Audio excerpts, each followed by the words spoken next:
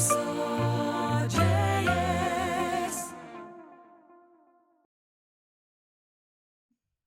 Thanks for having me. It's very cool to be here. I'm new to Warsaw, and I'm sort of from New York, and I'm also sort of from California. But I've been in Berlin for a long time, and now I'm here, and there's lots of long and interesting stories that go with this. But I have a startup called Sockets Reply.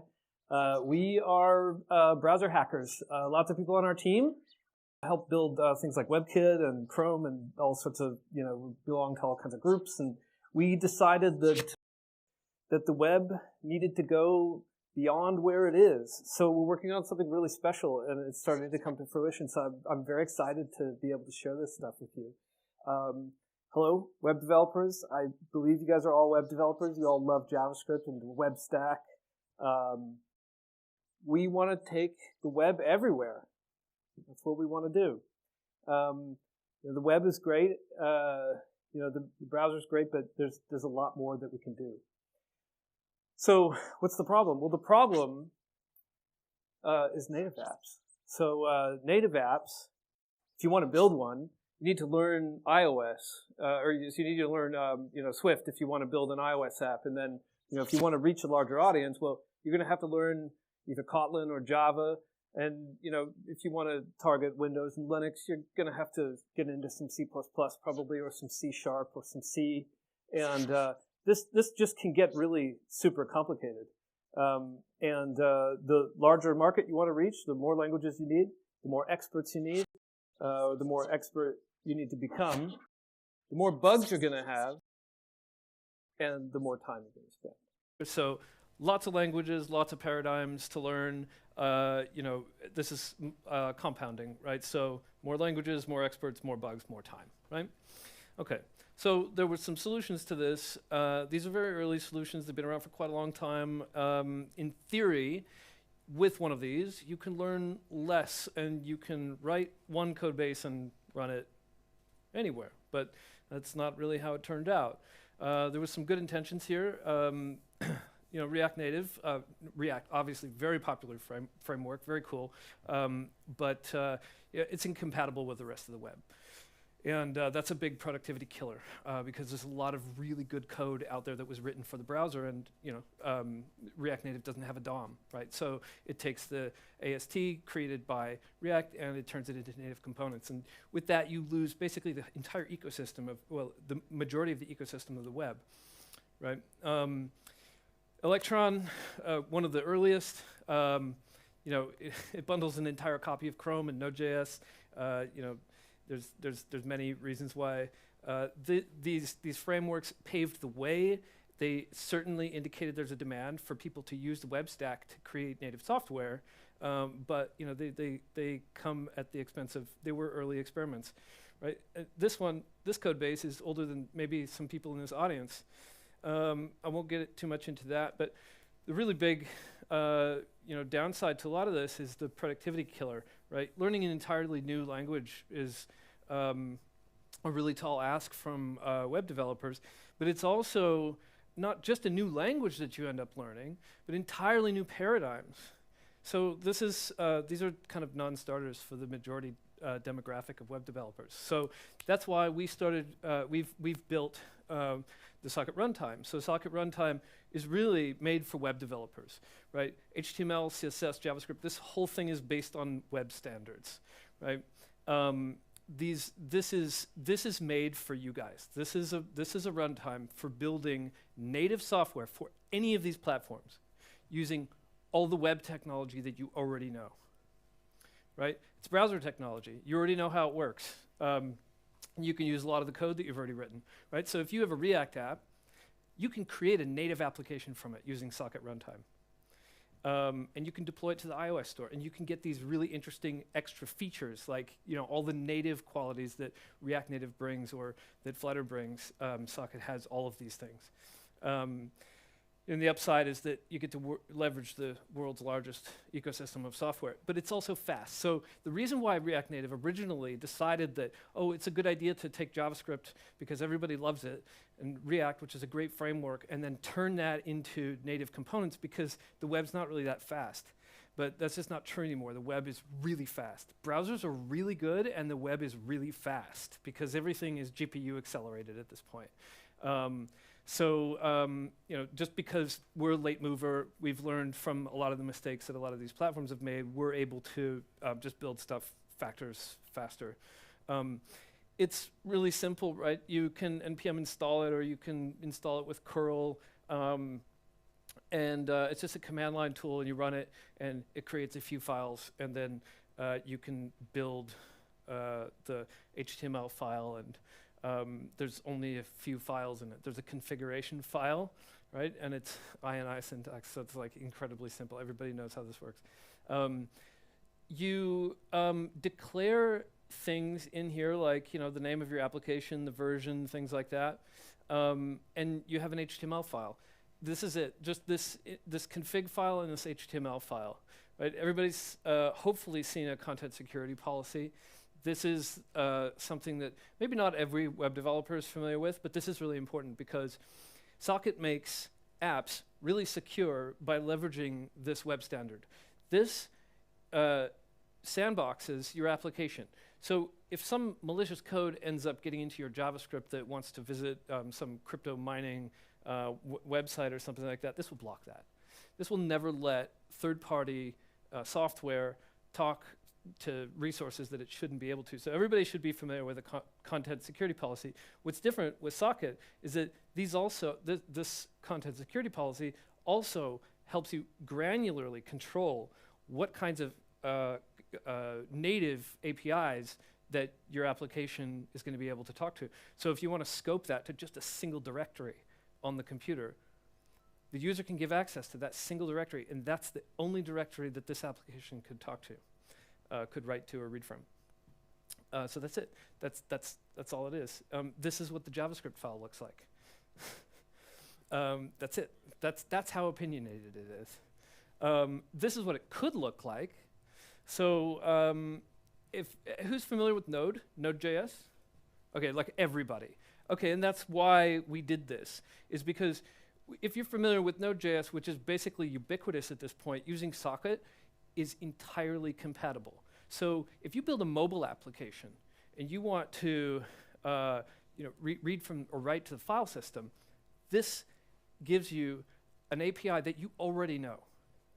And it's a little bit magical because you don't have to deal with, if anybody's familiar with Electron? Everybody built an Electron app? Okay, a few people. Okay, so with Electron, you need to make sure you do all of this kind of business with file reading and all that sort of stuff on this kind of back end. And you're not allowed to do that stuff, or you shouldn't do that stuff from the front end because the front end is insecure. And in Electron it is. And so that's why they've separated it. It was really a decision about security. But with Socket, we've made it secure so that you're able to do these kinds of things. Right here's the DOM. Once it's loaded, you've read a file, you've populated the DOM. And you could be doing this on mobile or desktop, on an Xbox, on an iPad. These familiar APIs, they work everywhere. So we've implemented almost all of the Node.js APIs. What's under the hood is slightly different, but it's all compatible. And as I said, all of this is jailed. So CSPs, also build time entitlements that come from the INI file. This, including user consent, this all hardens the runtime. And this is super important because you guys building software that goes to a customer, there's a liability in having things not be secure. So if I download an Electron app and I'm like, oh, this is really cool, it maybe does some image conversions or something like that. But really what it's doing is like reading my documents and sending them to some foreign nation state or I don't know what. That can be a really big problem for you as the developer shipping software, right? So this new kind of approach to security here, really, it's super important because if we look at how Electron's working, right, what it's doing is it's packaging Chrome, it's packaging Node, and Node is doing these unmitigated syscalls to your computer. And who knows what's happening? You can't say for certain what's happening. Totally the same kind of thing. It's sort of closer to how Socket works, but there's a binary. All of the Rust is all compiled, and it's making syscalls to the operating system, and we don't know what those are, right? And so what Socket's doing is it's saying, I'm taking your JavaScript files, I'm put them in the runtime, but they're going to be completely jailed. So it's not able to talk to the operating system about anything other than what the user has consented to. And that's really super important for the developer shipping the software and the end user. Yeah, and this whole kind of duality of, for those of you familiar with Electron, or even Tori or anything like that, where you have this back end and you have this front end, you end up with spaghetti IPC, all these calls, you're marshalling data back and forth, and it's annoying. But there is this case where you do want a back end, and Socket's able to do that too. So, you know, we've implemented service workers. So we started with the VM module, we implemented that, and that was the basis for being able to implement web workers. And we've implemented service workers on top of web workers. So now we have all of the workers fully supported and normalized across all of the operating systems. So if you want to run a service worker on Xbox, or if you want to run a service worker on Android, this is it. This is how it works. It's like, you know, from your index file, you do a fetch. You do a fetch to this URL. It looks like an API call, right? This is your API. It lives inside the app, and it's totally jailed. But you have a backend inside the application. This is a kind of a new way to do backends. Do them inside the app. Cool. So let's take a look at what this actually looks like. Oh, I got it. Okay. So we need to drag some windows. So the best way to show you what some kind of new framework looks like is to show you an application that's been built with it. So, so this is a little application that I'm working on right now, and basically this is like CodePen for native apps. So. So this is an editor, and the editor is actually Monaco editor. It's the same core editor that's in VS Code. So we just borrowed that. It's open source, and we built this little tree on the side, and we get some settings and stuff, and you get some of these preview windows, right? So this whole window here, you can see it's like got a custom title bar. You know, it's got one of these like drop downs in the center of it. Like the buttons are inset kind of. These are all features of Socket. You can build these really interesting, really nice customized sort of windows, right? Here's an example of that. Okay, so you know, I have a sandbox here, and I want to fool around with it, and so what I'm going to do is I'm going to build an application with this. I'm going to have to.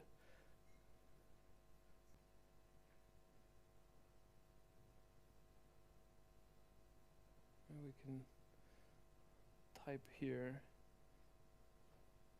and you can get. Okay, I can't make it smaller, but maybe I can just sort of fudge it a little bit. Here we go. Okay, this guy. Okay. So, anyways, but you get the idea. You can see that the content window of the application kind of gets updated in real time because I have these like windows that this application has launched. So this application launched these windows, and this one is able to communicate with these, and these are able to communicate with that one. They're able to be customized. They're able to do some pretty interesting things. In order for me to reload this file, it's being served over here by a service worker. The service worker is finding out things like what's the system's application theme, so it knows how to draw a dark, like this little notch on this iPhone preview, so it makes it the right color. There's all kinds of kind of interesting things that it's doing, and these are all features that you can control completely from JavaScript. These are all these native things, all these capabilities. They're all coming from JavaScript. So that's one part of this. So the other part of this is that I'm going to get into just a little bit is the novel features, the really interesting features about this runtime. So, creating APIs that are compatible with Node, and making windows and being able to build apps that go on your various different devices. That's cool, but there's something else that's really cool. I mean, this makes sense right now. This makes sense right now because there's all this really powerful hardware that's emerged. There's been hardware proliferation, and all of this hardware that we have right here is really powerful. But where this becomes really interesting is where we're able to optimize this runtime for doing, like, for example, high performance peer-to-peer networking. Peer-to-peer network kind of introduces this ability for people building games or building chat applications or building, whatever it is, to rely slightly less on the cloud. Take some of that work that you're doing in the cloud and offload that to these really powerful, really abundant devices, right? And the LLMs are kind of interesting right now, especially because they give us a little bit of a utility, which is like taking arbitrary, unstructured language and being able to do really interesting stuff with it. And so these are some examples of what the runtime now provides that we can ship really quickly, and that browsers just aren't really gonna have these kinds of things. Peer-to-peer basically helps us to reduce the amount of work that we have in the cloud. And this isn't really totally new. I mean, Microsoft has been, using peer-to-peer now for a while. A lot of people here probably know peer-to-peer from things like, music piracy and stuff like that. But, the peer-to-peer has like a very, very, very well-defined use cases like delivery optimization. So, everybody going to the same update servers to get Windows updates. It's going to cost a lot of money. It's going to be really slow. It's going to be a bottleneck. And Microsoft identified this, and instead of spending hundreds of millions of dollars on updates, they offload that. So each Windows machine is able to update other Windows machines that it can connect to, and it can do that safely. So peer-to-peer is a really interesting technology. There's public sector use cases that it can go into. We do this really well. We have this kind of really interesting novel capability for this, which makes it possible to send messages to people even if they're offline, which is very cool. But what I'm gonna do with this is a workshop. This is obviously not enough time to get into the ins and outs of peer-to-peer and how to use it and how to actually build something with it, because there's a lot of complexity here. There's a lot of new concepts to learn. So we're going to be working with the organizers of WarsawJS to set up a peer-to-peer workshop where, if you're interested in learning real-time using JavaScript in Socket to build real-time games and real-time applications and stuff like that. 2 minutes. 2 minutes. Okay, we're gonna have a workshop for this, and we're inviting everybody.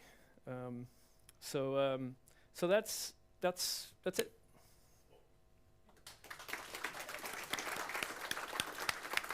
Wow, I wasn't expecting you to be quite so concise there. Wow. Okay, folks. I've been told that the pizza has arrived, and we have here beer and refreshments waiting. So we're going to get right down to it. And any questions, please, for Paolo? Vudbek, where are you? Pick person nearest to you first in the back there. Oh, there you go. Okay. Hi, really interesting talk. What I'm most curious about is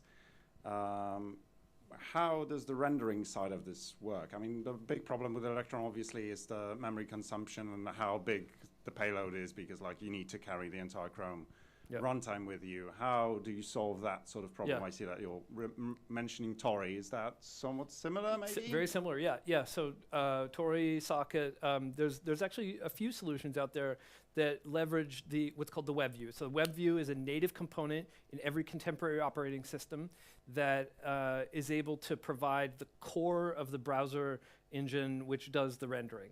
So that's why Socket applications can be almost less than 1.5 megabytes. You can ship a 1.5 megabyte desktop app, whereas Electron is like 200 megabytes or something like that. So yeah, we're using WebView. Okay, next question. Someone there in the back. Oh, there you are. Yeah. Congratulations for your presentation. It's possible to deploy background service without user interaction with this technology? Correct. Yes. Oh, nice. I love this new technology. Woo! Okay, and we have time for one more question. Let's go here to the center, because this person's front and center and probably has a really, really thoughtful, insightful question. Let's see. I'm in panic now. Yeah. No pressure, no pressure. Okay, so thank you. Really interesting. What about some platform-dependent features and about using the hardware? Because it's when you write in the cross-platform code, it's like always a suffering. Do we need to write some hacks about platform-dependent code? No. So I'll expand on that just a little bit. So we do support native extensions if you do need something that isn't provided. But the majority of use cases, and we've surveyed the space and we've looked at what the capabilities are of most of the popular platforms, and we provide all of those things. There's certainly cases where people are going to want native extensions. We have a stable C ABI for that. But we being late to this kind of market of things, we've been able to see what are some of the things that are really pain points for people who've built things with Electron or React Native, and be able to say, hey, well, we can fix that. We can make that better. We can make it so that it's not hacking. You don't have to write these, branches of code that, go off and solve one problem for one platform and one problem for the other, because it's supposed to be write once, run anywhere, and that's what Socket's doing. This idea, this concept of security, my whole concerns about AI, a lot of my concerns have to do with intellectual property and propriety and security and how they communicate. This is one of the reasons it's so important. Someone suggested API as the answer. I'm not so certain. We have time for one more question. There's your person. Hi, thank you for the speech. I have a question about one of the hardest thing in the front-end developer. It's like state management. How do you handle a global state management in these apps? Do you use vanilla JS and try to imitate something like Redux or Pina in Vue? How do you do it? Well, so something that I think is really important to reiterate is that Socket is a platform similar to a browser, and so and the rule is anything that works in the browser will work in Socket. And so I want to reiterate that any front-end code that you want will run in Socket. So if you have a state management solution or a front-end framework, some kind of whatever it is, it will run inside, and you can create these native applications using Socket with your favorite front-end JavaScript frameworks, whatever they are. And there's certainly, there's many of them, and it's really kind of up to you guys. I mean, it's up to the front end community to come up with the best things that do the best job of creating, these UIs. Yeah. Front end community. I like the tag on that. Can we just say thank you first to Paolo again for a great talk and presentation. And now, no pressure. We had 4 questions, Paolo. And we need you to tell us which one of those questions was, in fact, the best, most insightful, thought-provoking, appropriate question, so that person will win, in fact, a free ticket to this year's JS conference, and explain to us why the question was the best. Okay. Well, so honest, I like your question the best. And the reason why is because I think this is a question for all of us to be asking, is how do we do front end, and how do we do it so that it's good? And there's so many options right now. I think we're at a stage, we're at a point in time where there's so many things that we've been presented with in terms of different frameworks and different ways to do things, that it can be a little bit overwhelming. It can be almost like information overload, thinking about all the different ways there are to do things. I think the best way to do something is the way that you're comfortable with doing it. It's the best way to do it is the way that asking questions about it and being critical, applying some critical thinking to the problem, and then going out there and doing the thing that you like the best. Because a lot of people you know, they see, you know, what now we kind of think of as like thought leadership on social media platforms and stuff like that. And you really have to be critical and think like for yourself about what works for you, not really what you're hearing about, you know, why these big commercial, you know, front-end platforms are the best by these really popular people on social media. Yeah, ask some questions about it and be critical. I'm hearing two things. I'm hearing there's still room for independent approaches to all of our work, and also still a need for us all to confer together as a community and contribute to the building of these new tools. Totally. Thank you very much, folks. We're going to take a 30-minute break.